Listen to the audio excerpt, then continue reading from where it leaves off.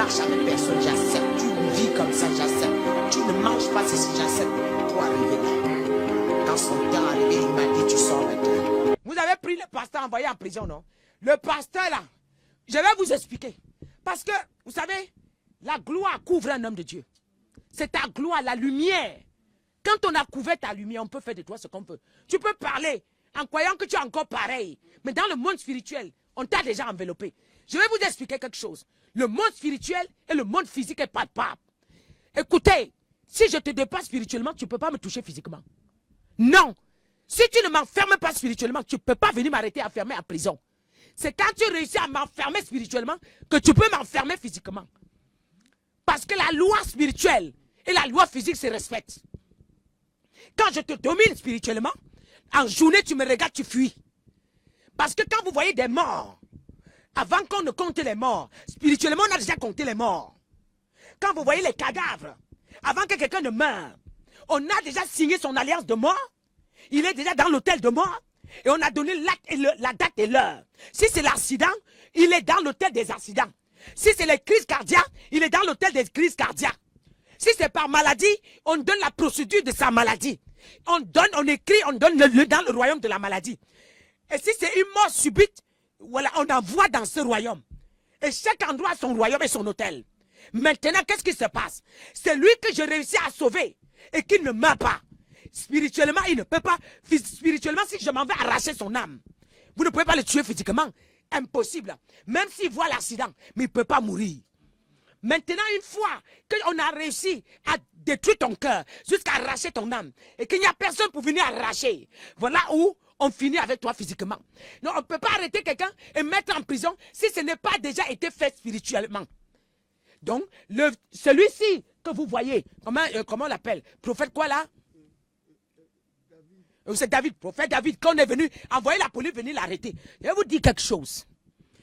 Même le président Alassane Ouattara, peu importe le degré de son satanisme, s'il n'a pas encore arrêté le monsieur-ci, ils ne l'ont pas encore eu dans le filet la nuit, ils ne peuvent pas l'arrêter physiquement. Maintenant, qu'est-ce qui se passe? Quand il sait qu'il avait un pouvoir, mais quand on l'arrête dans le filet, d'autres ne sont pas conscients. Ils continuent à œuvrer en croyant qu'ils ont encore cette autorité. Voilà où on vient en journée les prendre. On vient en journée les prendre parce que physique, la nuit, on a déjà arrêté. Parce que Dieu, le diable respecte la loi de Dieu. Dieu ne peut pas me donner la liberté. Le diable vient me ôter. Jusqu'à ce que le diable va combattre, jusqu'à ce que le jour qu'il me ramasse. Mais tant qu'il ne me ramasse pas, il ne pourra jamais réussir à me toucher physiquement.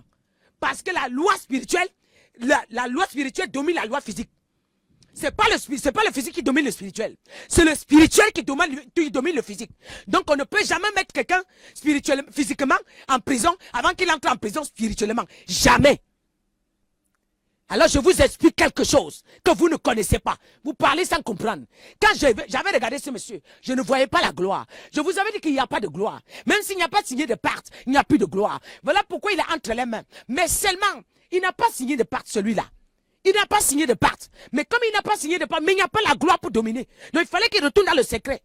Quand j'avais vu sa vidéo, sa photo, il a dit qu'il n'a pas de gloire. Il faut qu'il aille chercher la gloire. Voilà pourquoi quand tu n'as pas la gloire, tu es à leur merci.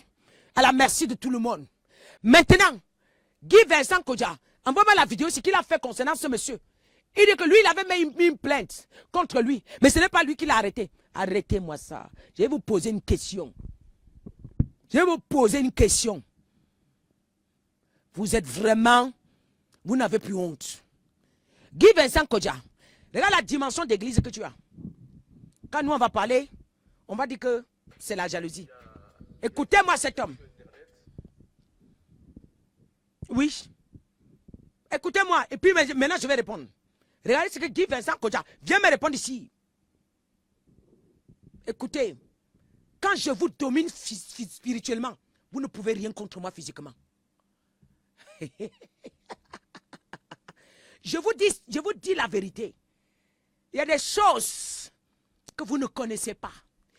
Un homme, il est là, il lutte physiquement. Et pourtant, il fallait d'abord lutter spirituellement avant de lutter physiquement. Vous laissez le spirituel, Vous voulez dominer spirituellement, ça ne marche pas. Dominer spirituellement, vous allez les croiser physiquement, ils vont baisser la tête. Vous pensez qu'eux ne me parlent pas, pourquoi? Le président ne me répond pas, pourquoi? Aucun pasteur ne me répond pas, pourquoi on se croise.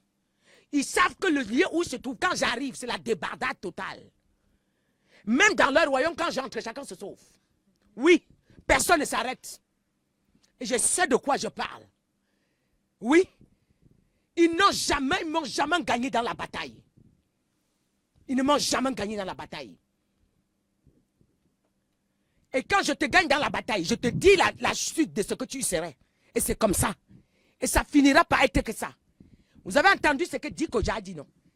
Lui, il n'a pas retiré sa plainte. Mais c'est lui qui a porté plainte. Dites-moi, parce que quelqu'un t'a critiqué, tu peux déposer une plainte et tu dis que tu es pasteur? Tu vis écoute, tu vis la justice spirituelle ou la justice physique? Maintenant, tu es un homme physique ou tu es un homme spirituel? Venez me répondre ici. Vous qui défendez tous vos pasteurs là. Vous, même quand ils font, même quand ils sont en train de faire, vous ne voyez plus. Parce que vous dites pasteur, daddy, bishop, archbishop. Voilà, c'est le raisonnement de archbishop. Et comment Dieu vous pousse, vous exposez. Que peu importe ce que tu fais de moi, moi je te porte plainte, moi. Moi je ne te porte pas plainte, moi. Je ne te porte pas plainte. Parce que mon Dieu va te traiter. Parce que la justice divine est plus puissante que la justice physique. La justice des hommes. Mais donc maintenant, vous ne croyez plus à la justice divine. Puisque vous avez tellement offensé des gens. Vous avez tellement volé la grâce des gens. Vous savez que vous ne pouvez pas obtenir la justice divine. Voilà pourquoi vous vous reliez maintenant aux autorités pour fermer les gens en prison. Venez parler ici. Il y a un autre, comment on appelle là, quoi, là, celui-là, oh my God, le Camerounais qui est en Côte d'Ivoire. Raouafo. Ça, il venait de mettre un jeune en prison. Le jeune lui a donné son argent, mais quand ils ont eu des problèmes, il a amené le jeune en prison. Vous voyez, même si tu me voles combien aujourd'hui, je ne peux pas te porter plainte. Même si tu me fais quoi, je ne peux pas te porter plainte. Parce que ma justice est plus forte que celle des hommes. Comment vous pouvez, un bishop, archbishop, je suis en tant que archevêque, oh yeah. Je suis en tant qu'avant d'arriver à ce niveau-là, tu le méritais spirituellement. Je me dis qu'avant de recevoir le nom, tu as acquis une sagesse, tu as acquis une intelligence, tu es assise spirituellement.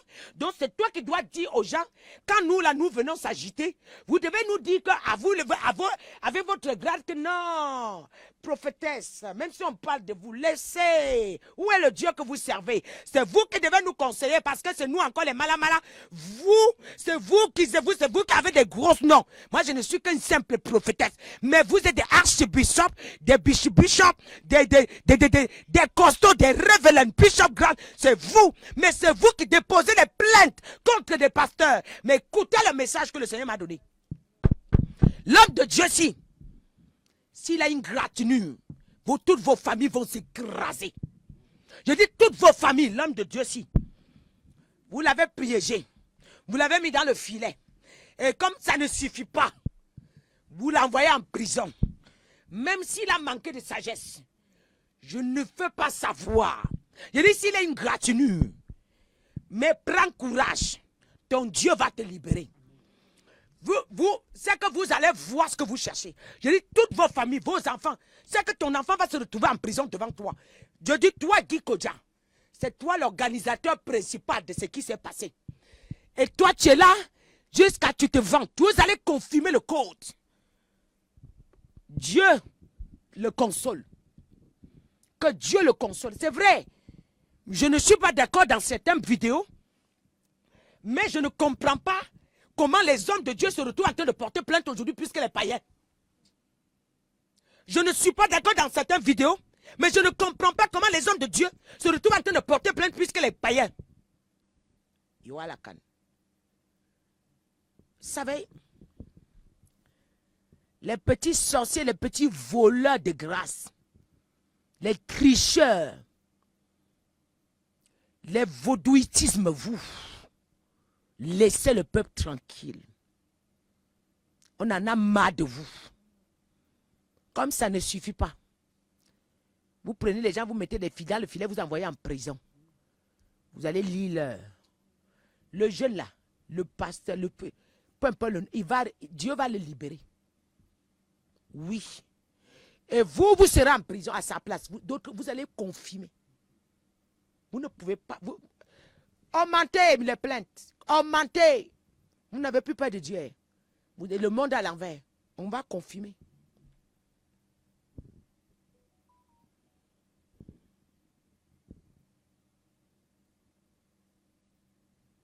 Augmentez. Vous pensez qu'on joue avec les gens comme ça? Vous pensez? Je vais vous dire quelque chose. Et je ne vous dirai rien. 10 ans passera, on parlera de ça. 20 ans passera, on parlera de ça. Les années vont passer. Les gens vont confirmer mes prophéties. Je ne suis pas pressé. Quand Angela parlait de moi, j'ai dit dans quelques temps, sa page va devenir un désert. Qu'est-ce qui se passe? Regardez, je ne rigole pas. Je transmets tel que j'entends. Tu n'oses pas. Eux tous, ils savent que quand je sors, c'est la vérité. Ils savent quand je sors, c'est la vérité. Tu es rempli d'onction, je vais dire que tu es rempli d'onction et je suis content. L'homme-ci, qu'on appelle Guy Kodja, le tombeau que tu mets les gens dedans, la loge, ça va vous coûter. Vous pensez que vous détenez la Côte d'Ivoire, ça sera mélangé, vous-même, vous n'aurez plus de maîtrise. Votre réunion de sorcellerie, la bombe va exploser dedans. Oui, vous allez vous manger entre vous. Et vous allez boire votre propre sang. L'homme de Dieu, c'est que vous avez mis en prison. Je vais demander à l'intercession, prier pour lui maintenant. Et déléguer 3. Vous allez confirmer. Moi-même, je vais rencontrer mon père. Je vais dire que non. Je ne suis pas d'accord, je n'encourage pas tous les propos de l'homme de Dieu. Mais la casquette qu'il porte, il glisse. Il a donné à manger aux gens. Il a donné à boire. Même s'il fait l'erreur, vous n'allez pas voir que ces erreurs. Vous allez voir le nombre de personnes qui guérit et le nombre de personnes qui l'encadrent. Vous n'allez pas l'envoyer en prison. Il a dit, le Seigneur va s'occuper de vous. Guy Kodja. Guy Kodja. Libère, demande qu'on libère. Continue. C'est toi qui es derrière. Avec tes relations. Tu as dit que tu as posé la plainte. Tu poses la plainte pourquoi? Ne libère pas. Tu vas voir. Il t'avait dit que tu vas Dja, c'est vrai. Peut-être c'est le chemin pour Dja, tu ne sais pas. Avec Dieu là, on ne connaît pas. Il est mystérieux.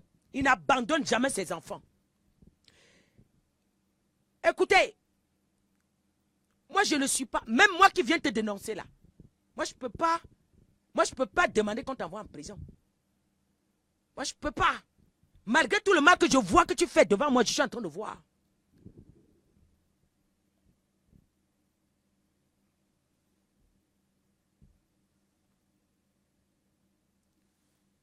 On ne peut pas faire ça.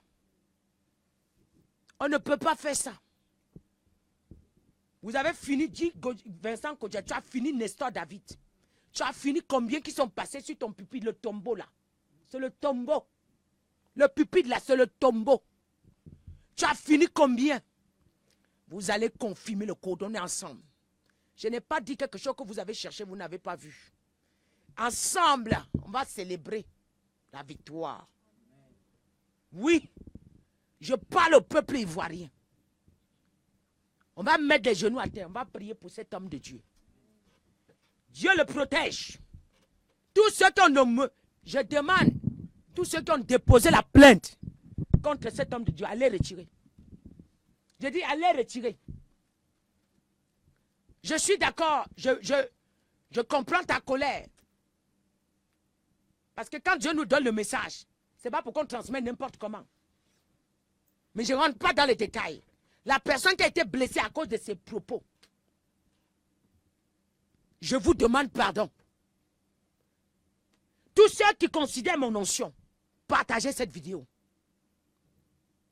L'homme de Dieu, si nous risquerons de pleurer, il y a quelque chose qui est derrière.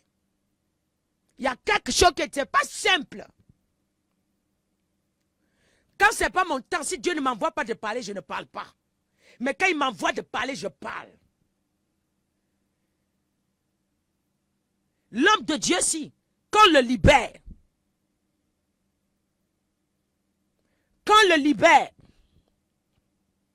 c'est pas bon. C'est pas bon. Vous êtes en train de toucher le Seigneur directement. Vous êtes en train d'attaquer le Seigneur directement. Il a pu risquer de tomber en Côte d'Ivoire à cause de ça. Vous, les hommes de Dieu, que vous avez la main dessus, vous n'allez pas voir venir le danger sur vous. Et je sais quand même, vous savez que ce que je dis, quand je sors, je parle, vous savez que c'est Dieu qui vous m'a demandé de parler. Chaque homme de Dieu, que tu sois fort ou vrai, ne mente pas ta peine. Ne mente pas le scandale dans ta maison. Ne raccourcis pas ta souffrance. Ne prolonge pas ta souffrance. Ce que l'homme de Dieu est en train de subir en prison va se retomber sur vous. Moi, je parle de l'homme de Dieu, prophète Aimé David Jérémie. Voilà, vous voyez que je ne les connais pas trop. Prophète Aimé, oui. J'ai expliqué pourquoi il a été attrapé. On ne peut pas arrêter quelqu'un, mettre en prison si on ne l'a pas déjà arrêté spirituellement. Ça commence spirituellement avant d'arriver au physiquement. Et là, vous ne comprenez pas. Il était déjà arrêté depuis. On m'avait présenté, j'ai dit qu'il n'a plus de gloire. On l'avait déjà enlevé sa gloire, mais il n'avait pas vu venir. Le monde spirituel, le monde physique respecte le monde spirituel. Et c'est le monde physique qui contrôle le spirituel. Le physique ne contrôle pas le spirituel. Et le diable sait. Aussi longtemps que Dieu me donne la liberté, le diable n'a pas le droit de mettre la main sur moi.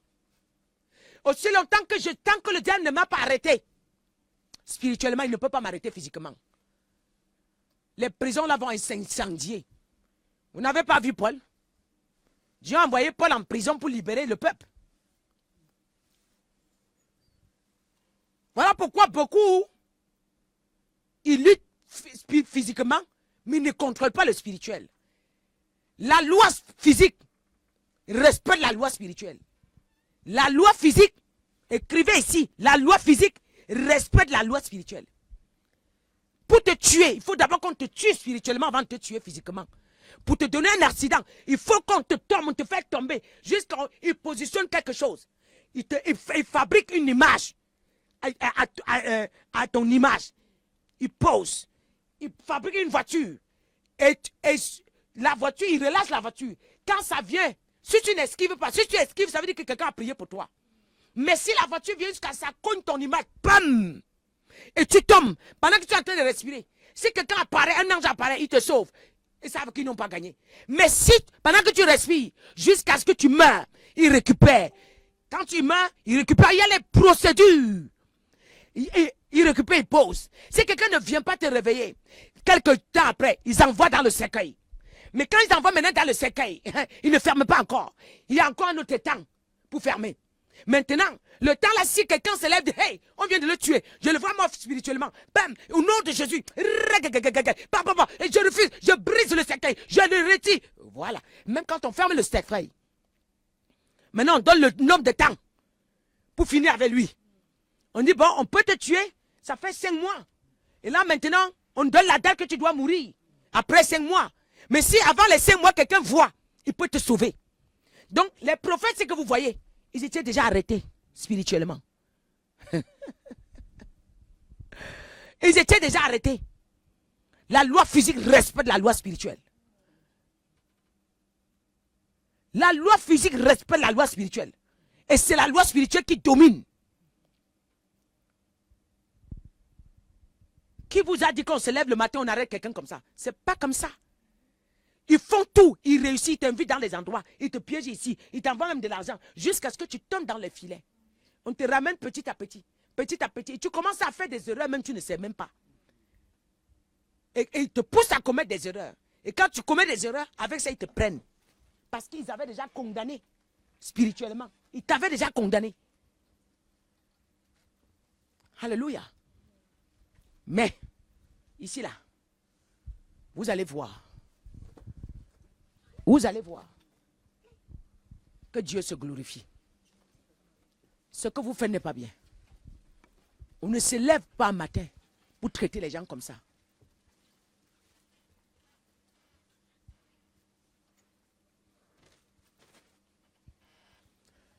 Oui, il y a une chose. Je ne suis même pas... Moi, je sais que cet homme, il aime la justice de Dieu. Il aime Dieu. Il aime Dieu, Jérémie, là, il aime Dieu. Mais, il n'avait plus sa gloire spirituelle. C'est ça le problème. La lumière était touchée. C'est ça le problème. Mais quand tu es touché spirituellement, on va te toucher physiquement. Quand tu es touché spirituellement, on va te toucher physiquement.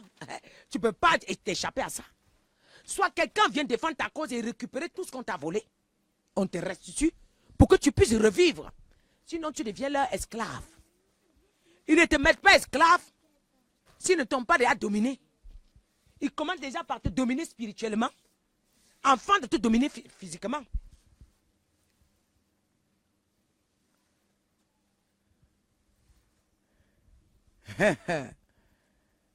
Mais bien aimé, mais ils vont confirmer le code. Je m'arrête là. Parce que si je continue là, je vais leur donner trop d'indices.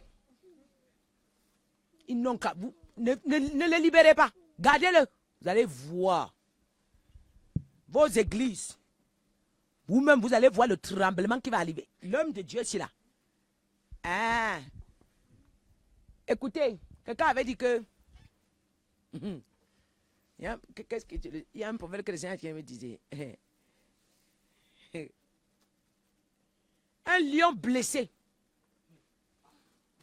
devient plus dangereux qu'un lion qui était normal. Parce que là, c'est Dieu qui l'a envoyé. Et ce qu'il a sorti de sa bouche, nous connaissons qu'il y a beaucoup de vérité dedans. C'est vrai qu'il y a des points qui ne devaient pas toucher. Par exemple, quand tu veux parler de l'enfant de quelqu'un, il faut mettre un respect dedans. Vous voyez un peu? Parce que c'est pas parce que ma fille n'est pas chrétienne ou mes enfants ne sont pas chrétiens qui sont peut-être déjà les voleurs ou les prostituées. Voilà, c'est ce côté-ci seulement. Mais je me tiens sur ça, je demande pardon. Je me tiens sur ça, je demande pardon. Parce que, vous savez, Dieu veut convertir les voleurs. Dieu veut convertir, même si c'est les prostituées, Dieu veut les convertir. Maintenant encore, si quelqu'un ne l'est pas et tu l'appelles, c'est grave, ça fait mal. Je comprends. Mais ceux qui ont posé la plainte, vous savez, allez retirer. Vous avez vos enfants, vous les aimez, allez retirer. Vous risquerez d'être surpris que vous n'allez pas comprendre d'où vient le malheur dans votre vie. Allez retirer. Quelqu'un a déposé la plainte, je ne le connais pas. Oh. Je ne le connais pas. Je ne le connais pas. Ne pense pas que je ne sais même pas. Vous voyez, je demande le nom pour qu'on me donne. Mais je dis partagez cette vidéo, ça va aider beaucoup de personnes. Je ne le connais pas. Mais si quelqu'un a déposé une plainte contre ce monsieur, le prophète Jérémie, c'est ça, qu'on a arrêté à l'église, en pleine église, allez retirer. Toi-même qui es faux pasteur, que tu penses que de là tu vas pas te glorifier. Derrière ça là, le combat que Dieu a soulevé derrière ça là, c'est costaud. Les gens risquent de mettre les mains sur la tête. À cause de ça là, l'homme de Dieu si. Et voilà. On serait là ensemble. Je dis qu'on serait là ensemble. Je ne le connais pas. Mais sachez que vous l'avez mis dans le filet. Vous avez envoyé en prison. Vous pensez que là-bas vous avez gagné. C'est là que votre problème commence. C'est là que la chute. C'est là. Ce que je vais demander, priez que Dieu lui donne la force de prier en prison. Que Dieu lui donne la force de prier. Que Dieu lui donne la force de se concentrer. Là où il va sortir. Ils ne pourront pas la voir. Ce que vous avez organisé contre lui soit détruit au nom de Jésus.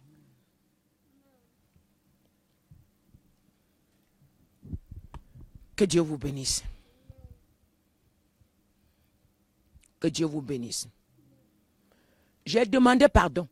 J'ai demandé à toutes les filles qu'il a traité de prostituée. Je peux te dire que tu es dans la loge, mais je ne peux pas te traiter de prostituée. J'ai demandé pardon. Si tu as mis ta plainte, retire. Et tu es une mère d'enfant, retire. Pardon. J'ai demandé pardon. Mais laissez les pasteurs là, les faux pasteurs qui ne vous induisent pas en erreur pour détruire. Parce qu'il y a, sur la vie de cet homme, il y a une grâce. Il y a une grâce posée. S'il vous plaît. Maintenant, les faux pasteurs veulent vous induire en erreur. Ils ont perdu la grâce. Ils veulent vous sacrifier. Ne déposez pas la plainte sur lui.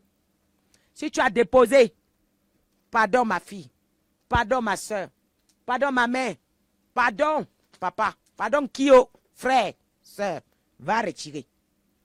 Ça va vous coûter. Un homme de Dieu. Il a fait du bien. Il a délivré les gens. Il a délivré les malades. Il a donné à manger aux pauvres. Oui, il a fait. Il a fait.